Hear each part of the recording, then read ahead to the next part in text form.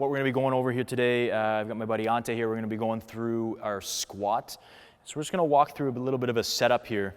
The first thing that we're going to look at is obviously foot position, and all I want is the feet to be in a nice comfortable width. So there's no really like specific width that they have to be. We're not going to say shoulder or hip width.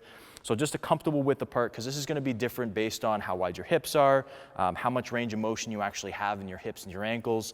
And so we're just going to set them up there. Toes can have a slight turnout, but once again, that's going to be different depending on the type of person that you are. And so from here, after we have set up, there's a few cues that we really want to focus on. The first one is that we have the weight going down the center of the foot. So I want the weight sitting right in the center of the foot, not in the toes and not in the heel. All right. The next thing is that I'm going to make sure that I have a nice stable spine position. So I'm actually going to get him to squeeze his butt really hard. That's going to flatten out the back. And then while that's squeezed, I'm going to get him to contract into the abdominals without moving. All right. And we're going to stay nice and tight there. And then he's going to relax his butt because he can't squat with a squeezed butt. And that's just going to help to maintain the position of the spine. And then from there, I actually just want his spine to stay long the whole time. So we're going to think about keeping that head driving towards the ceiling.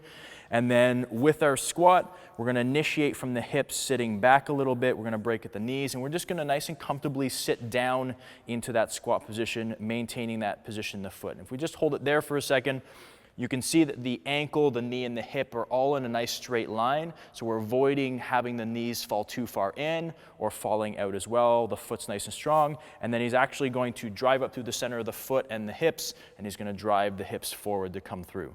So let's just take a look at that from the side now. So if he just turns to the side, same thing, comfortable width apart, weight in the center of the foot, everything's nice and strong. We're going to bring the hips backwards. Right? We're using range of motion at all the joints, so the ankle, the knee, and the hip, because we want to take stress off of any one particular joint and spread it across all the joints. This also allows our back to stay nice and strong, and then we're going to drive up from the hips and the foot and stand back up and finish nice and tall.